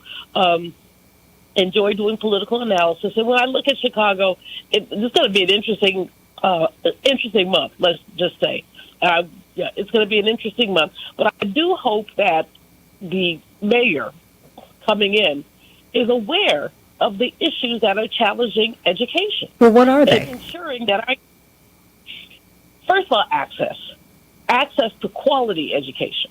Quality, underline the word quality. I mean, some of our schools, I recently visited a school that had been, was built in 1953. Okay, the same year I was born. The school was as old as I was. And it looked like it too. I don't, but the school did. By that I mean, it was not a modern building. The heating, the HVAC was weird. In some rooms, it was very hot. In others, it was very cold. So something was wrong with the thing just needed to be burned down, frankly, or torn down and redone. But in terms of our infrastructure, too many of our schools all over the country are raggedy and need to be redone, need an upgrade. Well, but hold on, Dr. Malvo, because, and I certainly want Robert Patillo to jump in. Those of us who have the privilege of traveling around the world, we see how old America's infrastructure is. America was hot, fresh, and new 50, 60, 100 years ago. Now it is old and creaky. You go to these other countries, Dr. Malvo, you see new roads, you see new schools. They're building more Howards and Harvards and Bennett's and Cal State Los Angeles. I mean, they are, and hospitals. They're building Mayo clinics. I mean, they have gone on about their business, and we are stuck. We're absolutely stuck, and we're stuck. We're stuck because predatory capitalists are essentially extracting surplus value from workers, extracting surplus value from our society. Why don't we have better schools? Not only better schools, Santita, as you say, roads. The American Society of Civil Engineers gives the United States a C, if not a C minus. Well, and that's higher than it was the last time they did it. We were at a D, 4 years ago? It's unbelievable. It's got a tiny bit better, but just a tiny bit. And still, if you ride down 95 going from, let's say, Boston to D.C. or Atlanta, the number of bumpy, just poorly maintained roads is amazing to me. Much of this is amazing, but it's amazing in the negative. How have we allowed ourselves to essentially deteriorate like this, while at the same time, where you have these raggedy schools, you also have these state-of-the-art schools. Often they're private schools. Mm-hmm. Sometimes they're in school districts where, of course, the tax base is bigger and the school boards are more progressive and the schools are newer. But, when you look at these newer schools where they are, the demographic does not favor black and brown people. The demographic is mostly white. So you're ending up with educational gaps that will persist into the maintaining of our society 20, 30, 40, 50 years from now. Robert Patillo, what are your thoughts? With this creaking infrastructure. And I'm just worried about, we have at the very least bifurcated the system. It's clear some kids are being programmed to make it and some kids are not. You look at the resources that have been availed to different kids, and it's on different sides of town. It's completely different, Robert Patillo.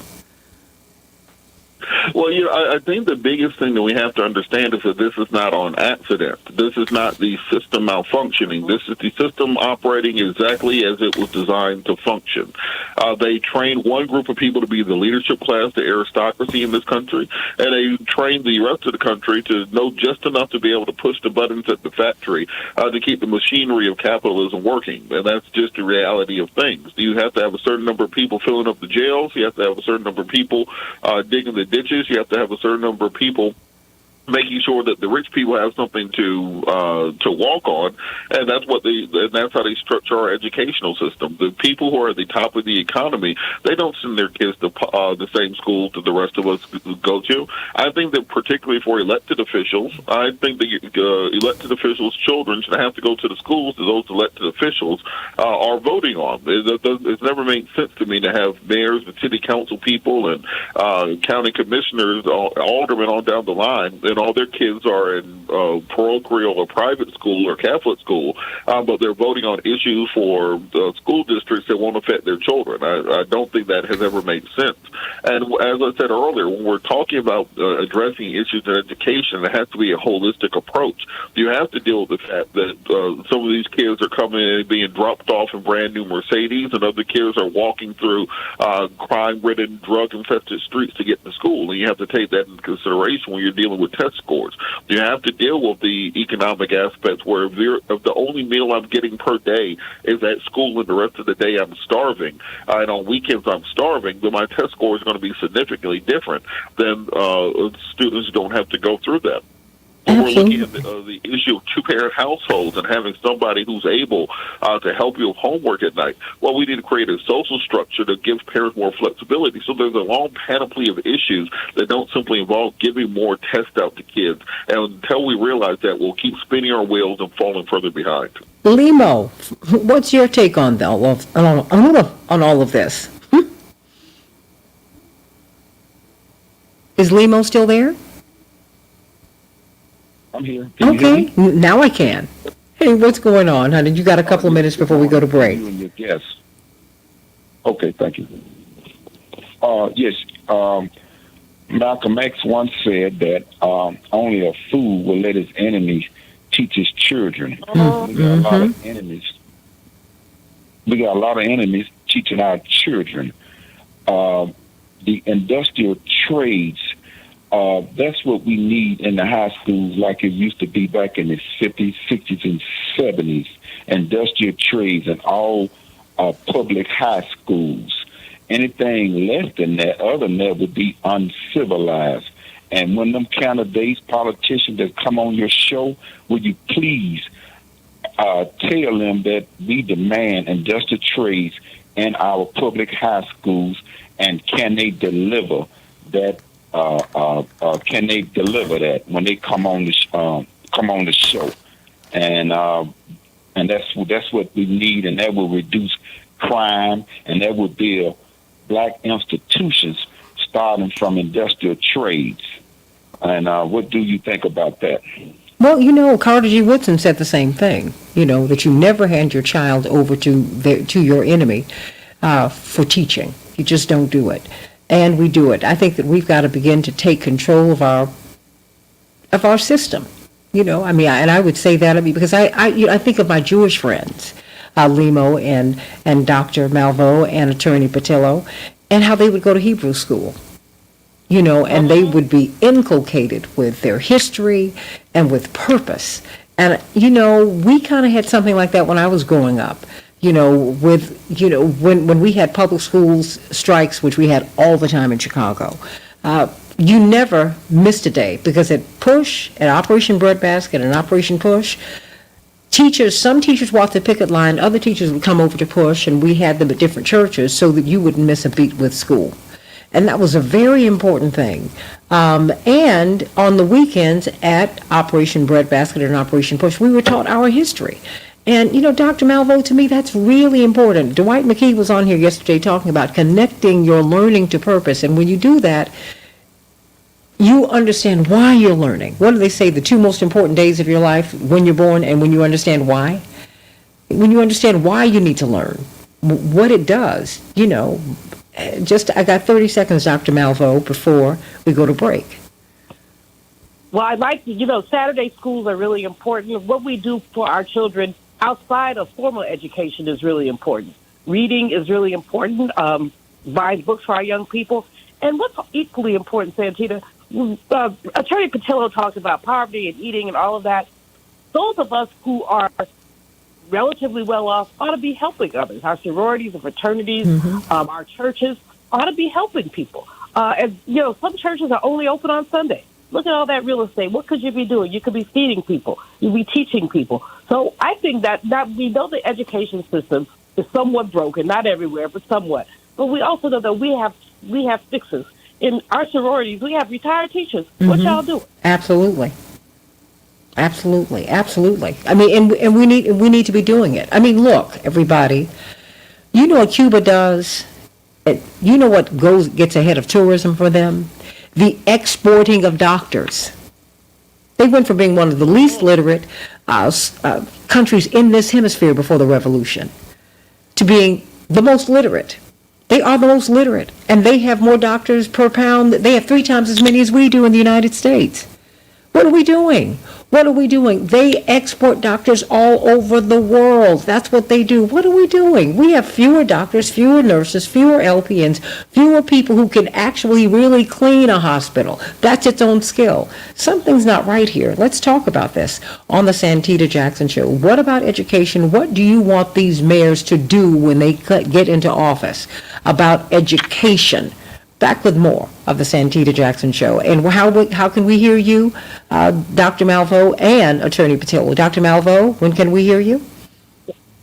WPFWFM.org streams Monday mornings at 9 a.m. Eastern. Thank you, yes. Attorney Patillo. News and Talk 1380 WAOK, Sundays 1 to 4. All right, everybody. Eastern, everybody. Back with more of the Santita Jackson Show in just a minute.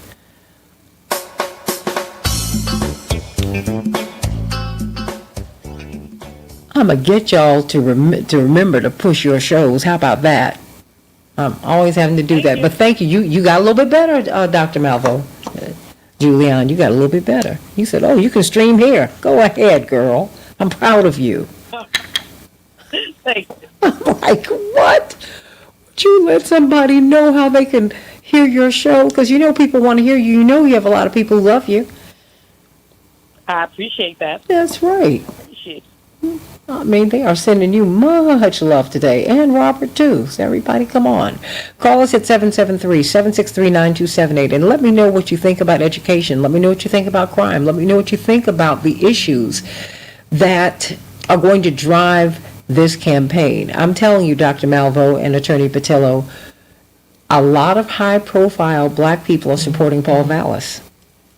They are. They are for various and sundry reasons. They're like, he's got the skills to run the city. They liked how he ran the public schools when he was here, or they're just friends with him, or they can get a contract with him. That's that part. Well, mic drop on that. Is that what you're saying? I said that part. They can get a contract. Self-interest trumps community interest anytime. I think you're right.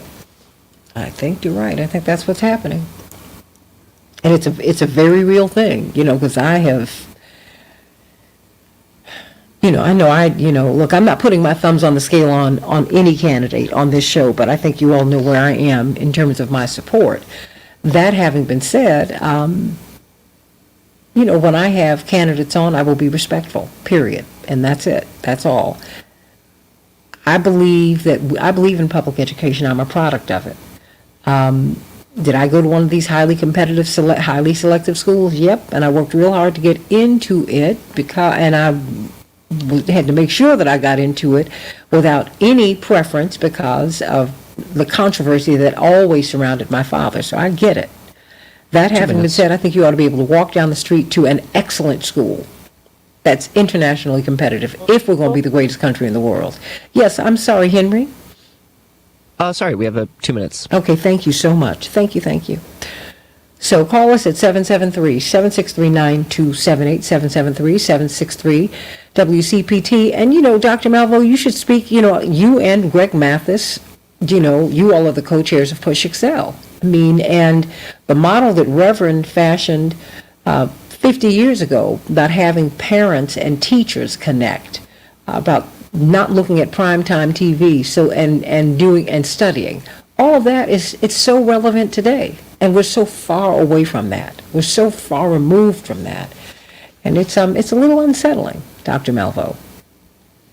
It's absolutely unsettling. It's frightening to me that so many parents have withdrawn from their children's education. Mm-hmm.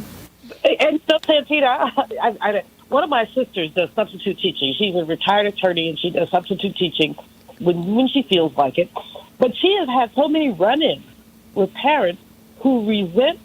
They tell her she's giving out too much homework. They tell her, one young lady actually turned her radio on in the classroom. So my sister asked her to leave, turn her radio on in the classroom while my sister...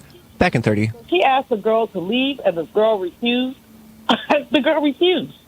And long story short, the principal had to come get the girl out of the classroom. Then the mother came to school the next day to theoretically do violent harm on my sister. Absolutely she did. Is that crazy? And Marianne said, okay, I can see why the girl is crazy because her mama crazy. But Stand by, about to come back. Came and threatened my sister and threatened the principal too. We can change the world, change the world, change the world. We can change the world, we can change the world, change the world. This is the Santita Jackson Show. War and hate to a place of love, it's not too late. Gotta save the children, we can't wait. Let's change the world. Hey everybody, welcome back to the Santita Jackson Show. We're talking about one of the issues that is driving this mayoral campaign here in Chicago with Paul Vallis and Brandon Johnson. It's education. It's education.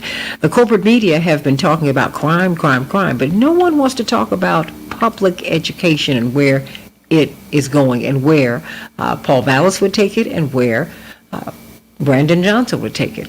Where do you want public education to go? And I mean, I think it's central to the conversation. If we're going to talk about crime, Dr. Julianne Malvo and Attorney Robert Patillo, you've got to talk about education. They closed 50 schools here, Dr. Malvo, in the black community, named after black icons. So you have black teachers, you have black principals, black vice principals, janitors, cooks, and people who served the food. They all lost their jobs. I mean, I think that's consequential, don't you? It's very consequential. It's actually disturbing. It harkens back to what happened in New Orleans in the wake of Hurricane Katrina. When Republicans took that opportunity, I will say Republicans, that's who did it, took the opportunity to privatize the entire school system. Who lost their jobs? Black teachers. And as you say, everybody who was in the queue of serving folks with education, a lot of jobs were lost. Privatization is a cancer on education. When you take a public school and turn it into a private school, what are you really doing? You're saying that public school standards you don't accept them. So you could have teachers who don't have credentials teaching in these privatized schools. You could have discrimination. They can choose not to hire people of color in these privatized schools. There are all kinds of reasons why you don't want the privatization. Public education is supposed to level the playing field with education. Unfortunately, the resources have not been there for them to level it up as opposed to level it down. But when the resources are there, public education is good. And the resources could be there if, indeed, our legislators, our politicians, would allocate the dollars for education. Which they failed to do. They simply failed to do it. They've just sort of saying, well, whatever, let the students, get the young people sink or swim. The parents who have resources are able to augment their children's education. I mean, one of the things that concerns me a lot is summers. What happens in the summer? Well, because we basically see a learning loss. If young people are out, let's say not in August, they're out like in June, May or June, and they come back in August or September, there's a 3-month learning loss. And if some of the lessons are not reinforced, the young people they're almost effectively starting over when they come back in to the fall semester. What happens in the summer? Well, in affluent families, people go to summer camp. They may be in summer education programs. They're doing something supplemental. In working class households, sometimes the young people are sent to work. They've got to help supplement their parents' income. Sometimes they are used as babysitters, so they take care of their younger siblings. Nothing wrong with that, except for the fact that they're not having educational opportunities.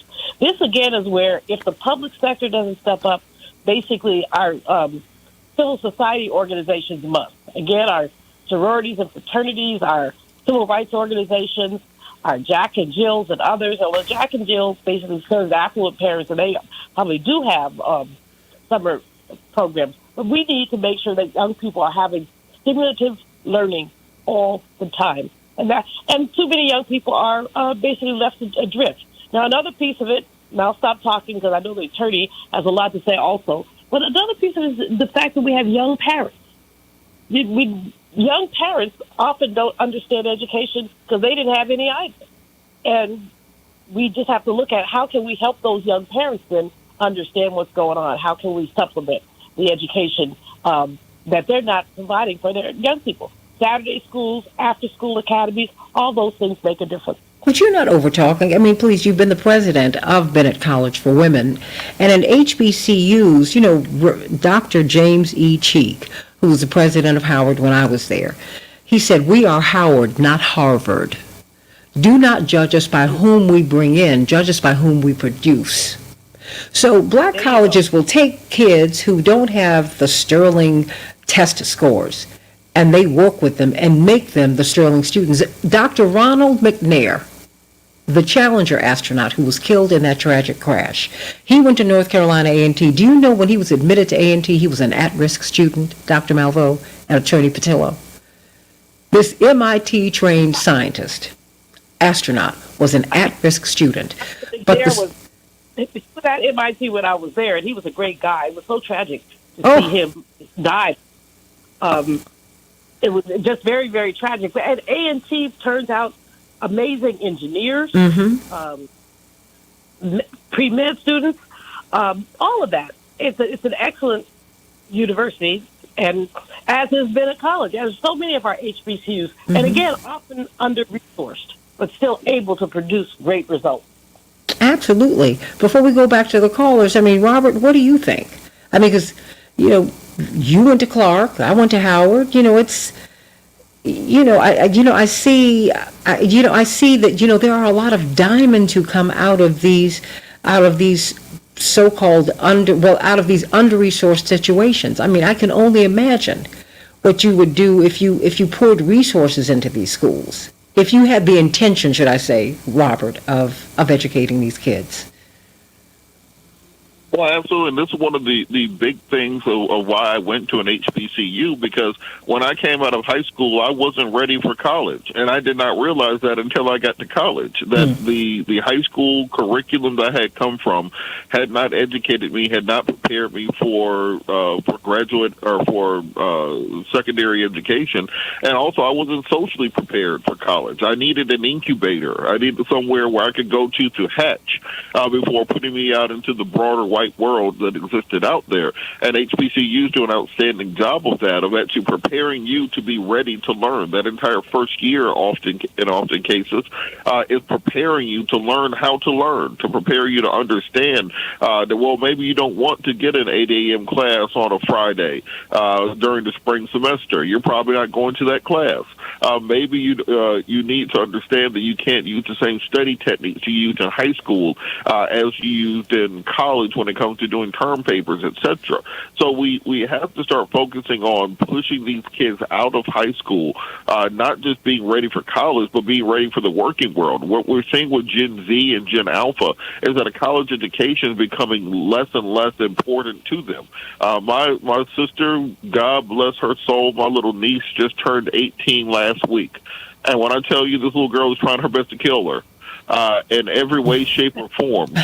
Because given every benefit, every privilege known to man, going on vacations to South America and the Caribbean when she was a toddler, having everything she could ever want. This little girl don't want to go to college. She don't want to work. She don't want to graduate. She don't want to do nothing. And that is coming from a privileged background. So the dealing with a Gen Z, Gen Alpha child in the current environment without having the resources to do so is a Herculean task from the beginning. And when you have a social structure that is not interested in assisting parents and preparing these kids for what's going forward, that's how we fall behind internationally. That's how we no longer get to benefit from the Head Start America can have. The reason for that America's in charge of the world right now is because during World War II, when all of Europe was burned to the ground, when all of Asia was burned to the ground, America was still standing solid because our mainland didn't get attacked. We took that benefit, we took that head start, and we squandered it. And now the rest of the world has caught up. They're now passing us, and we don't realize that. We won't figure it out until we are far in the rearview mirror with no way of catching up to the rest of the world. Hey, President Carter was asked by President Trump, why is it that Asia, that China specifically, is so far ahead of us? He said, because we're at war everywhere and they're building. Ouch. Let me go to Renee from the west side. It's unbelievable. He said it. And Trump had enough sense to call President Carter to ask him why. Because I've been there. I know what's going on. We're falling behind here. And there you have it. Renee, what's on your mind today? Is Renee still there? Hello? Okay, now we can hear you, Renee. Hello? We got you. Good morning, and thanks for taking my call. China, my youngest daughter, Candace, when she was a student at Vanderbilt, she majored in honors psychology and minored in Chinese, and she spent a semester in China, where the tuition was much, much, much, much, much lower, even for an American student going over there, than our tuition is here. And I guess that goes back to how they really don't want everyone here to be educated. But I was thinking about the different things that Dallas and Daley did from our schools, taking out truant officers from our schools, so that students can just get lost and nobody goes to look to see where they are unless the people at your school go to check on them. As a parent, looking at what they did to my community, I live in Lawndale. It used to be called South Lawndale. Now the black areas are part of North Lawndale. But I went to elementary school, the upper grade center at Spry, which is in Little Village. But my children, they started off at Pope. My oldest daughter and my son started off at Pope, and it had Hispanics and it had blacks in it. Then Dallas, he keeps talking about all the schools he built. Well, he built schools in Little Village, which drew away the Hispanic schools from Pope School, and it put Pope in danger of closing, which it eventually did because of the decreased population of students. He took Hispanics away from a black school in a city that's so segregated that needs to have different populations interacting with each other to lessen the tensions between the races, because there are problems between Hispanic and black gangs. But if you're friends because you've grown up together going to the same school, that lessens that. And speaking of friendships, with all the charter schools that they built in our area, where you had maybe one family member going to the charter school, the other family members going to the neighborhood school because maybe they didn't have the good test scores, or they had special needs, or they had behavior problems, the charters wouldn't take them. They were left at the neighborhood schools. And then Dallas and Jerry Chico, under Daley's administration, they started holding schools accountable for their test scores, putting them on probation. Well, they set it up to make it easier to get on probation because they drained the top students from the neighborhood schools. And then you had some students going to the neighborhood school, some going to a charter school. So you have people that normally you met your childhood friends that you could grow up and be friends forever because they were from your neighborhood, they went to the same school that you went to, and you bonded. Well, you had some people, especially when they started closing schools, because it started before Emmanuel came in. They closed a lot of schools, too. So you had some kids who had to go further away from their own neighborhood, crossing into what we call different gang territories, which caused violence. They did so much to cause havoc.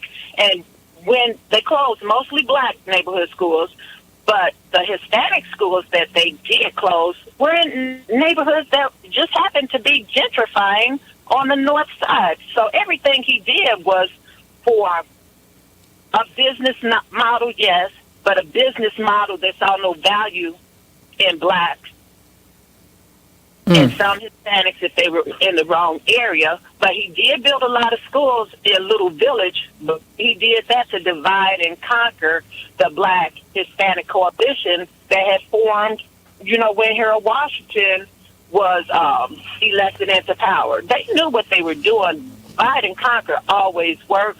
They divided people in our community, like I said, sending some students to this school and some to a different school. We had a revolving door of educators coming into our school.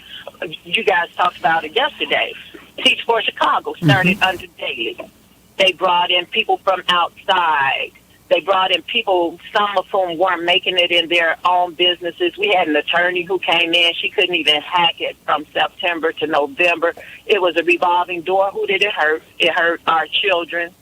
It hurt our neighborhood schools. Then that morphed into Teach for America. They brought in people from other cities and even other countries to come teach in our school, but they were limited to our schools. They couldn't go into the schools in areas with people who are more fluent. But hold on. No, they were training them. But you bring up something, because Dr. Malveaux and Attorney Patillo, you remember during Hurricane Katrina, how the Department of Labor, you would pay special attention to this, Dr. Malveaux is an economist. Remember the Department of Labor relaxed their labor rules so that they could bring in lower paid labor from South and Central America to rebuild the Gulf region. You remember that, Dr. Malveaux? Oh, no, absolutely. That they did all kinds of, yes. In the name of emergency, actually, what they did was attempted to hurt organized labor. Because basically, people could have done that rebuilding. There were enough people to do it, but no, it was cheaper to bring in these other people. Unbelievable. I mean, it's like we haven't gotten over the need for slavery. We still don't want to pay people for that. Well, we know the United States was not enslavement. What the sister is saying about the revolving door is so important. Teach for America, as far as I'm concerned, is a bogus program designed to have dilettante folks who would do 2 years teaching. They get 6 weeks of training before they come in, and then they're there for 2 years and then they're gone, if they can hack the 2 years.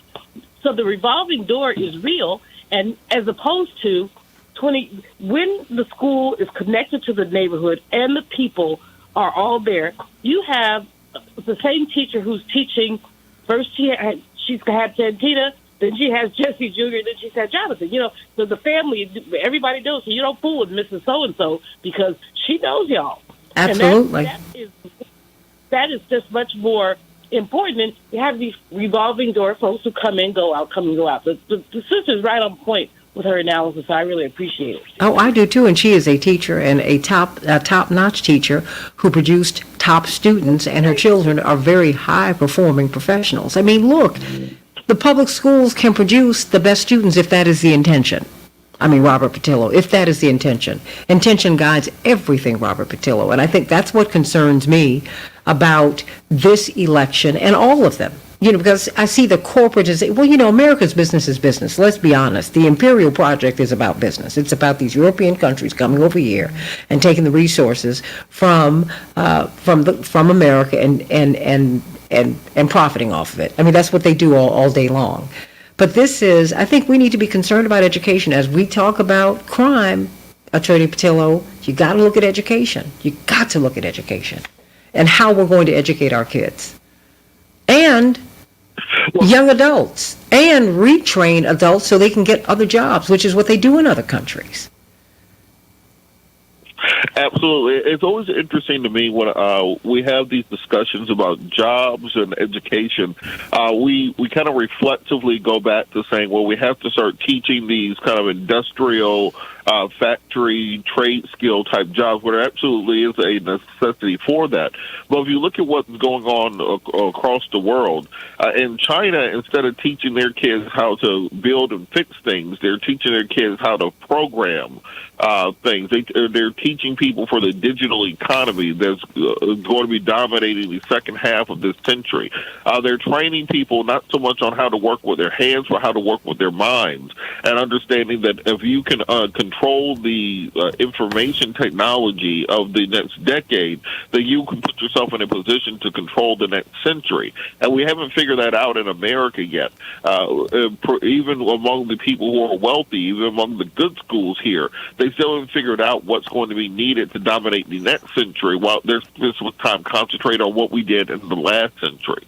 And when we're looking at the students, and we're looking at what has to happen going forward, America has to get out of this concept of winners and losers in education. This idea that, well, some kids have to lose in order for other kids to be able to win, because we do not have people to spare in this global battle that we're currently in and that we're currently losing. We have to ensure that everybody is educated, because at the end of the day, we have about 340 million people in this country. China got 1 billion. India got 1 billion. Africa will soon have 1 billion. More years. Yeah, we'll soon have 1 billion. So we're already behind population wise. We're already behind education wise. We're already behind socially. Other than military, that's pretty much the only thing we're dominating in. We can't have smart bombs and dumb kids in this country. So we need to start taking this as seriously as we take military spending. And until we do so, we'll continue falling behind. Dr. Malvo, the last 2 minutes belong to you. First of all, Robert, when can we hear you on Sundays and where?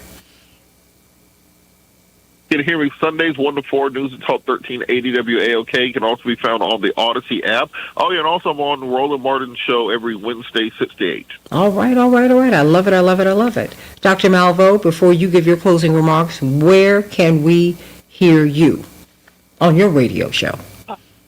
WPFWFM.org, live streamed Monday mornings at 9 a.m. Eastern. I also show up on Roland Martin Show on Monday. I'm there most Mondays, 6 to 8 p.m. Eastern. And she'll soon be on Facebook, everybody. She will. We're going to work on that. I will more frequently, yes, ma'am. Robert has made some really good points. And the fact is that the only thing we can count on is change. And the pace of change has intensified over the past. I remember giving a speech in 2000 about the pace of change to, I think, my sorority, Delta Sigma Theta, of course. Come on, soror. Yes, soror. But I remember giving that speech and talking about the pace of change. In 2000, remember we were thinking Y2K, everything was going to fall down, and it didn't. But the pace has this artificial intelligence. Students are getting robots to write their papers. Yeah. It's amazing. So we're not on top of it. China's on top of it. India's on top of it. China, India, and Eastern Europe are producing more engineers than the United States of America. And this certainly has something to do with the crumbling nature of our infrastructure. Who's studying water quality when we have issues like Jackson, Mississippi, Flint, Michigan, and so many other cities that aren't even mentioned that still have water issues? Lead paint is still in our schools. We just have that futurism. We have not looked at futurism, and certainly in the black community, we have looked at Afrofuturism. What does the future look like for black people? What will we be like as a community, as a people, in 10, 20, 40 years, given the technology and everything that's changing so rapidly? We're just not on top of it. And I don't think we're trying to be on top of it. I think too many people are too indifferent to what's going on. And that's a tragedy, and it is going to cause our nation to simply self-destruct. Everybody, get involved. Get involved. Your vote matters. Your voice matters. You matter. Please vote and make a decision about whoever wins. I have my preference, but quite frankly, whoever wins, they will be your mayor.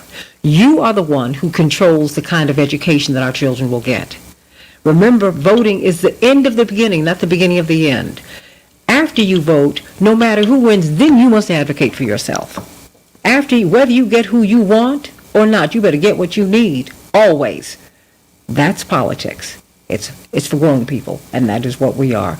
See you on Keep Hope Alive on Sunday, and I'm going to be speaking to the black media in about an hour and a half, and I'm sending everybody much love. Love you, Attorney Robert Patillo. Love you, my dear soror and lifelong friend.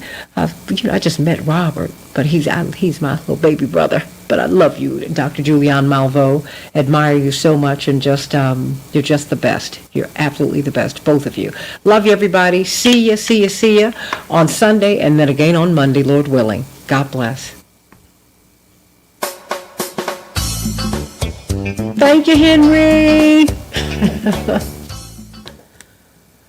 All right, everybody. I love you all so much. I got to get ready for this new for this. I've got to do a sound check. But I love you, Dr. J. I'm going to call you a little bit later. Okay, sounds good. Take good care. Bye, Robert. Have a good. Thank you all. Thank you for everything. Thank you all. Thank you, Robert. I'm going to call you later on today. Answer your phone, Robert. Okay. God bless. I love you all. I love you, Morning Stars. Mwah.